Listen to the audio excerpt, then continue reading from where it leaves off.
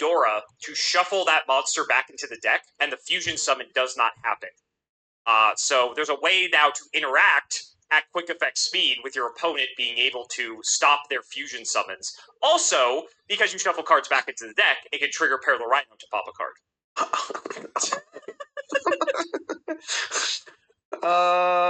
Cool, huh? You can describe one other Earth Fairy monster. Okay, hold on. I'm just looking up because I understand what you've said, but where's the Earth Fairy monster? There's just Kelbeck and Megiddo, the last two I showed you. Oh, okay. Sorry, I was scrolling up all the way to the other two cards. Yeah. Okay, so this is like starts the chain. Then you also get the additional benefit. It's another way to start the casino paying out. Yes. But also is a way defensively to prevent your opponent from going off, because you can interact to stop their fusion. Yeah, that I think that's again, like, talking about how cool it'd be to watch this at the highest level is so interesting to see when someone would actually use an effect like that. Because that is maybe a defining factor of like who wins or loses the game. Yep. And that's kind of interesting. And also because you can use your Mudora to shuffle back their Mudora, so now they can't stop your fusion summon. That's another thing. I'm telling you, the layers of this deck are crazy. It's like, it's unbelievable. Oh, they are playing Speaking of which, what's you this Glowing Flame? Wait, there's another one. Kaldo, the Sacred Protector. You can describe one other Earth Fairy monster. God, wait, hold on. Let me just give me 1 second. How many cards have you shown me here? 1, 2, 3, 4, 5, 6, 7, 8, 9, 10, 11, 12, 13, 14. Well, okay, 2 of these are like extra decks, though. 3 of these are extra decks. 11 times 3 is 44 cards, right? 11 times 3 is 33. I'm an idiot. Sorry, I was thinking about the God. I was thinking about the 14. That is majority of the deck before any nerfs happen. Now I just want to see what else they put in here, and just to see. Are you gonna show me the last 2 cards? Because I think at that point, there's like one other card I'm gonna show you, and then we're done. You did. It's incredibly interesting here that the whole deck really comes together in such a way that is disgusting and the most Yu-Gi-Oh thing I've ever seen. Okay, sorry, hold on. You can discard one of the Earth Fairy monsters on this card from your hand, and then add 1 exchange of the spirit. 1 card that mentions it from your deck to your hand. Quick effect, you can banish this card from your field or graveyard, then target 3 cards in any graveyard. Okay, the same. Okay, so you can shuffle them back in the deck. It's basically 4, 5, and 6 copies of Mudora to make it simple. So you have more redundancy and another way to start the chain. Because we needed more, right? Is it really? Like, so you're just hoping that you get 1 card to activate your opening hand, and that's it. And like that's what this whole deck is. Funny you should mention that. I'll show you the last card. It's Pot of Greed, the Unbanned it. Oh. Herald of the Orange Light. Your opponent activates a monster effect, quick effect. You can send this card and 1 other fairy monster from your hand to the graveyard and negate the activation if you do destroy it. So, you can send this and a Guido or Kelbeck to the grave to negate your opponent from doing something, and then you get to mill 5. Man, that's pretty sick. God, man. Also, Herald of Orange Light is a tuner, so notably, that is a way to get to Baron. Because Rukalos, specifically, is a level 8, so you can take Rukalos and Herald and make a Baron, if you so wish. Sorry, I was just reading the effect of Herald of the Orange Light again. But, so, yeah, you really needed Baron in this deck. It was good. You can send this card and 1 other fairy monster from your hand to the graveyard to negate the activation if you destroy it. Yeah, okay, so you're just... Okay, I get what you're saying. So, like, you could use this to stop your opponent from milling 5, hypothetically. Like, okay, so... In tournament play, because now that you've shown me basically every card. I have showed you basically every card. Yep. Were they running, like, carbon copies of the deck? Like, people must have found the most efficient way of running this entire strategy. So most people be running, like, the same cards? I would say, like, 30 to 35 of the cards in each deck were the same. And then some people there was, like, a couple different variants, but for the most part, like, most people were playing, like, the same version of the deck. Yeah. Now I'm extremely intrigued. Or to see this in action. Like, I really want to see it. It's it seems like such an interesting, like, movie to watch. It's a movie, that's for sure. All of these are good, by the way. I don't know what to say. I feel like you kind of need to do... If you limit 1, it doesn't really solve your problem, because the redundancy is there. So, like, you have to limit all of them, but there's no way they're limiting all of them, right? There's no way they'd limit all of them. Yeah, sure. Maybe they do. Maybe they do. Okay, they limit all of them. That's my answer. That's your answer? Yes. That's your answer? Like, I mean... That's a simple... Honestly, they could have. Like, how many things have I told you that they limited and banned already? Like, I don't think it's crazy to say they limited everything. The power level of the second deck was... If this is tier 0, what is the second deck? Tier 2?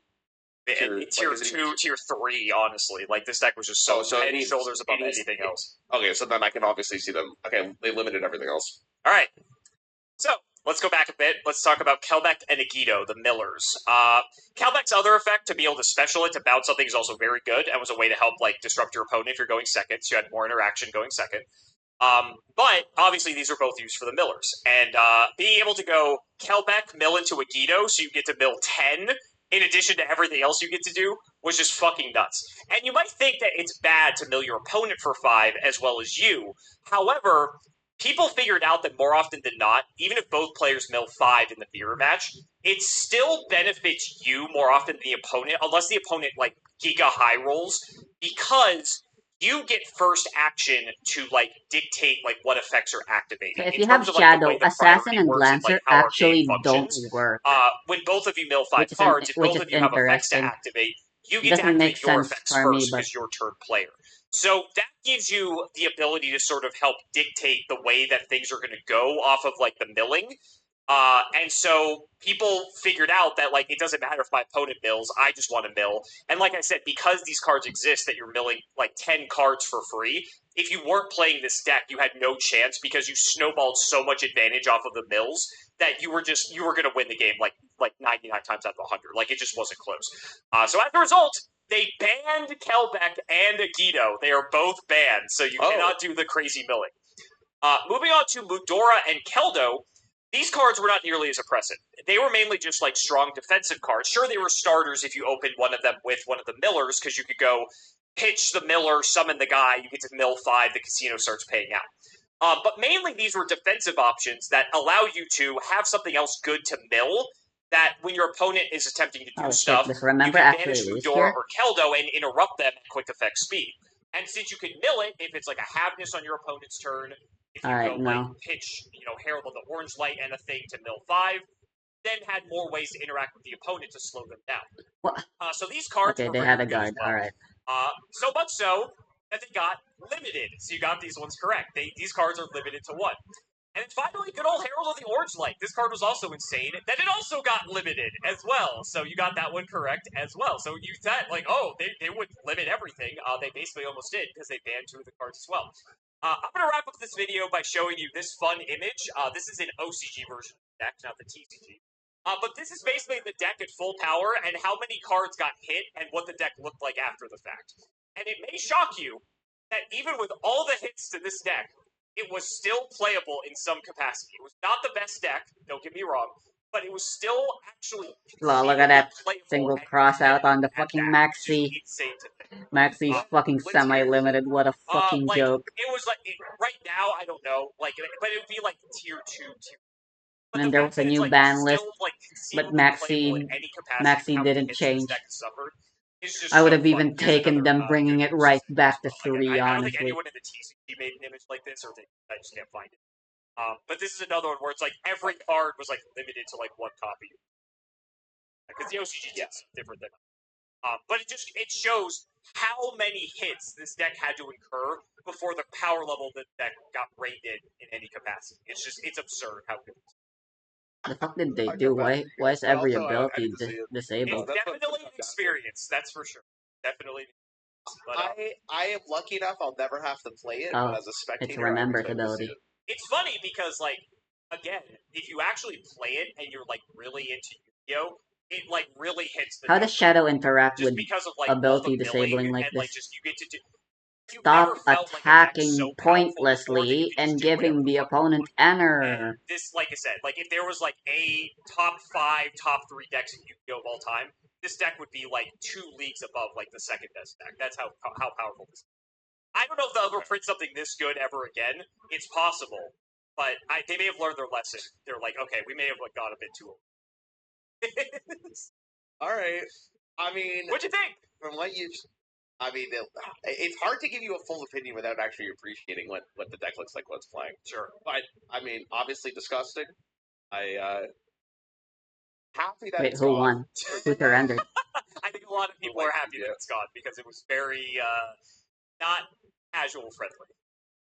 Yeah, that makes a lot of sense. Holy shit, aggro kids So won. guys, that's gonna wrap it up for another video. I really hope you all enjoyed. They're doing Let's a go ahead best and of shout out the three, patrons for all I their think. continued support. So shouts to Shout1317, Tim0x3, MBT Yeah. Play Dolce, Wait, Momo what? Cameron They L. Smith, The Synchro aggro Guy, kids Cody changed Stark, Little that. Fayleaf, Dan the Man, Hoban, Draconic,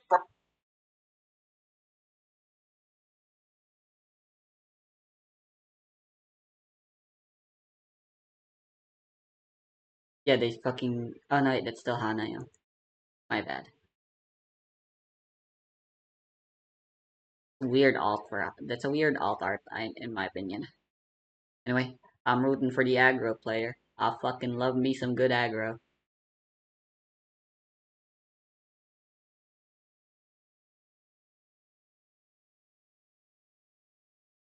When we look at that turn count, yeah, we still lasted the average amount of time. Nothing can beat that other aggro deck that literally could beat stuff up in turn 3. I want to steal that list very badly.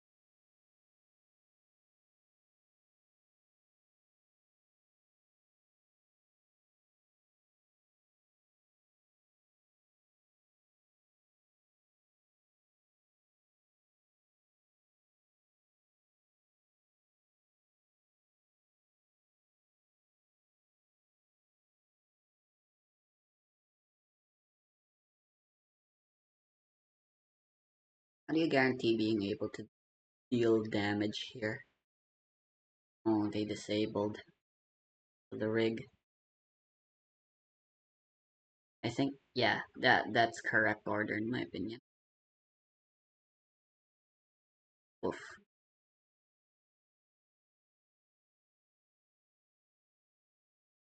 Life bursts are such a busted mechanic.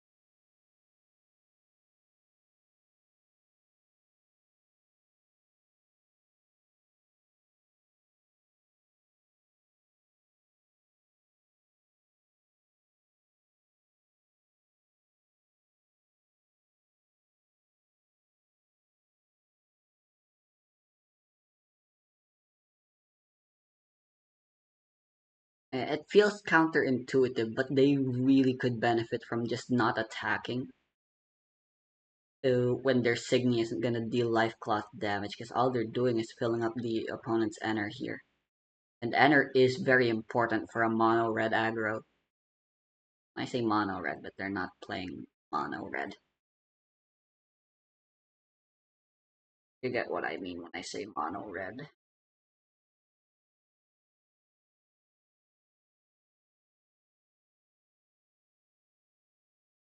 A bad position for the Hanayo player, but they were pretty much like this last time too, and they were still able to win.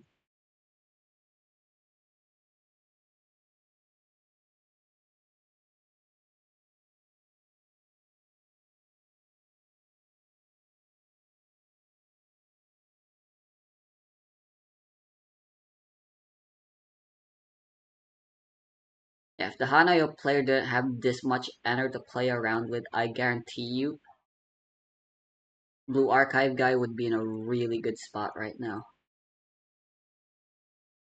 Remember, would be in a really good spot right now.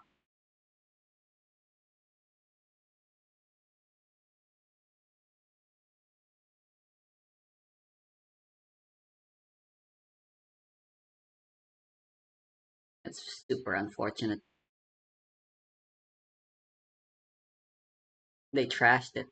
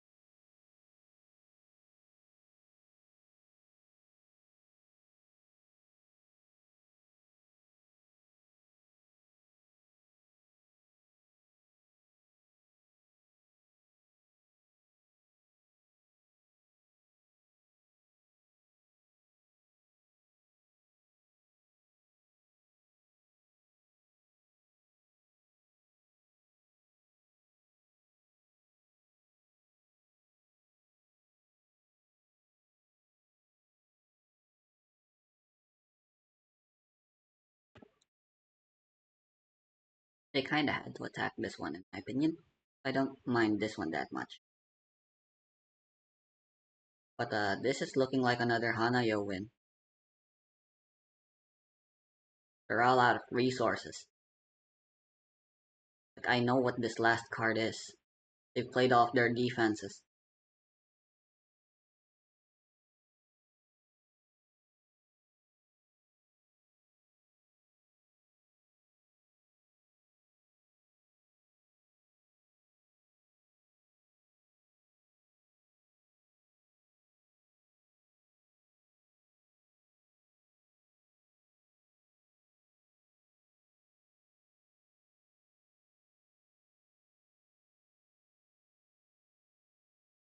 Serious right now?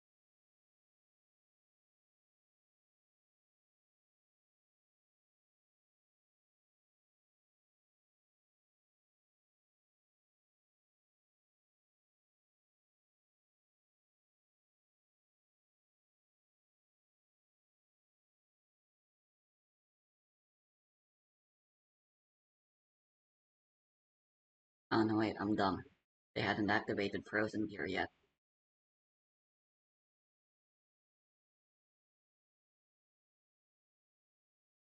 Hilarious. Alright, uh, my mistake. How many defensive abilities have they activated so far? Nothing. So they can potentially survive this turn and try to bring it back. Doesn't feel very likely though.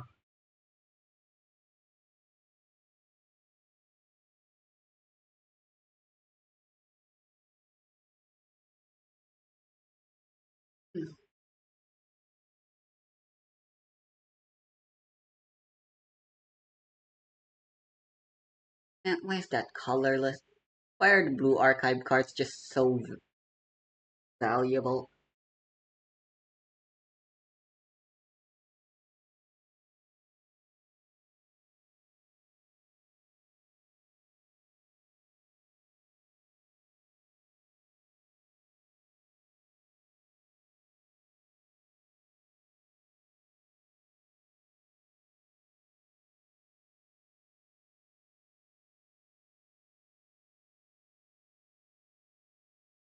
Oh, a bounce.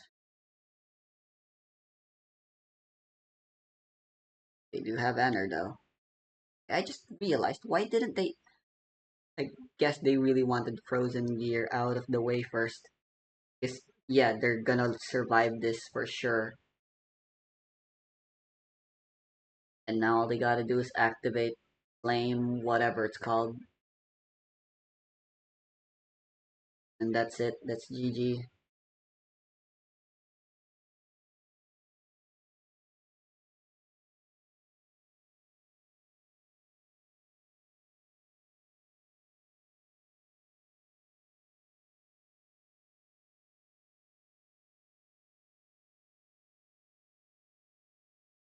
Yeah, this board is very breakable with Dance of the Flame Sword.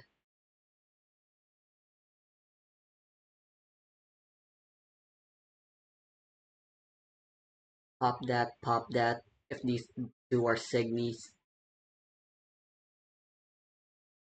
Oh, disabled guards. Saving that. Didn't even realize we hadn't activated it yet. Why would you do that?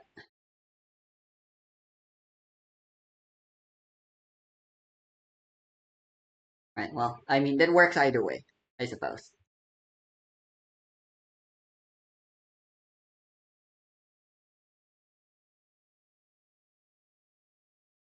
That was incredible.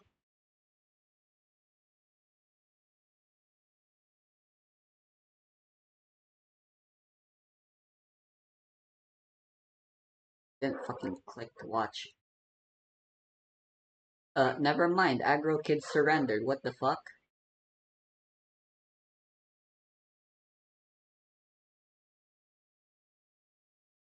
I guess they didn't have the correct cards.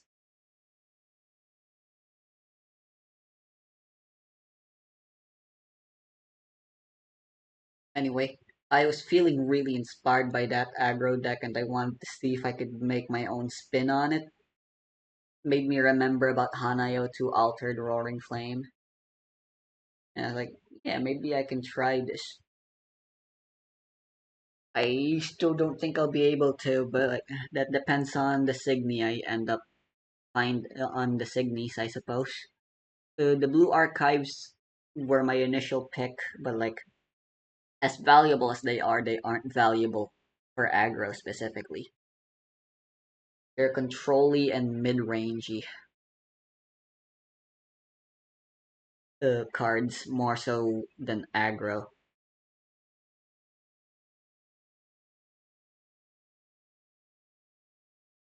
Uh, Calm Before the Gong is just so fucking good, man. But I am playing an objectively weaker one, choosing to play a level 2 instead of another uh, art.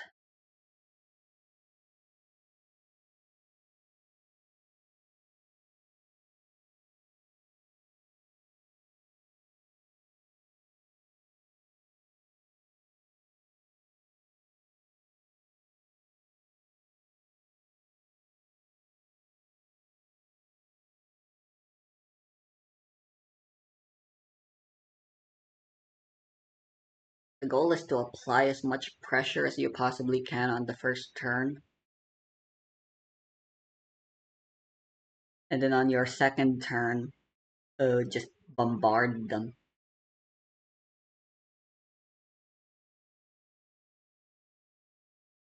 And then if the bombardment succeeds, you win. If it doesn't, then you're kind of fucked. If we go first, the plan is to just pass, do nothing.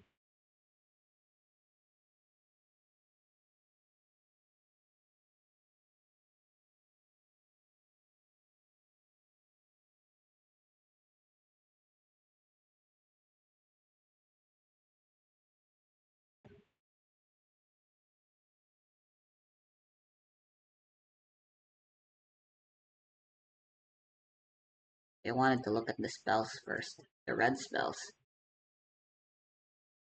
There's a lot of really good ones. There's one good one.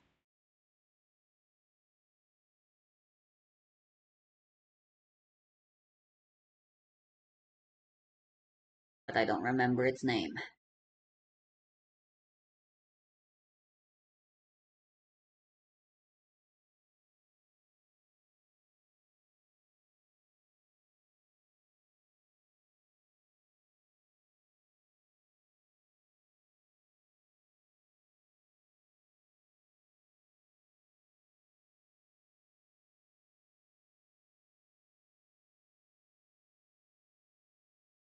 I could theoretically just play the Liberation Division Signesis again.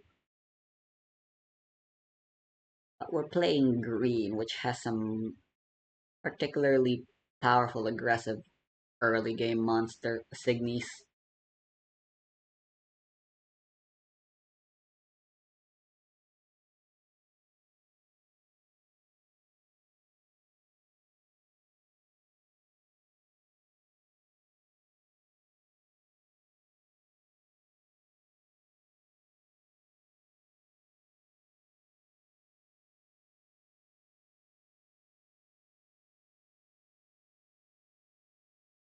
I can't pay that cost. Actually, I can. 1, 2, 3, 4.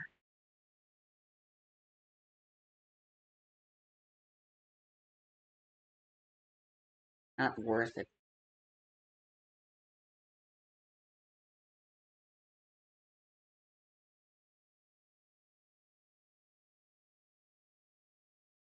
Can't play that. Oh, the Liberation Division thing. He has a spell? Whack. Kinda sucks. Here it is. Right, it bets.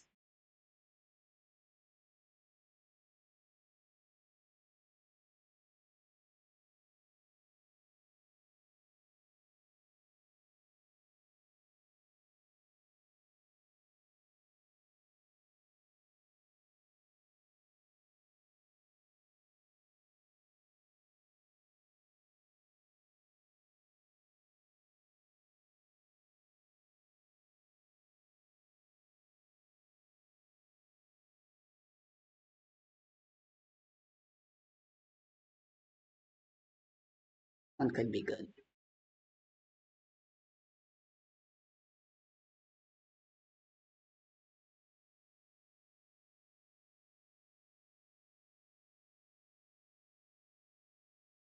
Whoa.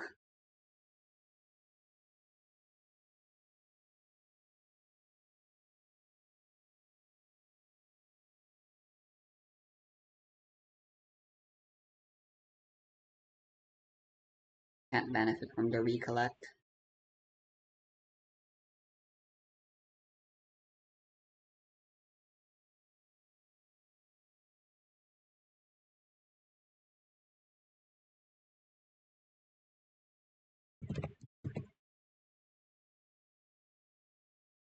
Gotta play the obligatory servant. Why can't we just Why can't I just make a new deck and have four of these already included by default? You're not making a deck without these, you know.